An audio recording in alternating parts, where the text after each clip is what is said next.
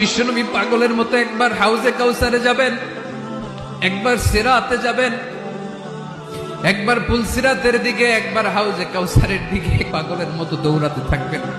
তার কোনো গুনাহগার উম্মত যাতে জাহান্নামে ঢুকে না যায়, সেদিন কেউ সুপারিশ করতে পারবে না বিশ্বনবী ছাড়া।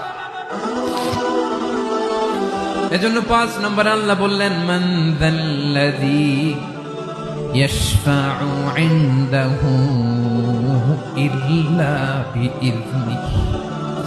কার সাহস আছে, কার এত বড় বুকের পাটা কিয়ামতের কঠিন দিন আল্লাহর সামনে দাঁড়িয়ে সুপারিশ করবে? কারো ক্ষমতা, কারো ক্ষমতা নাই।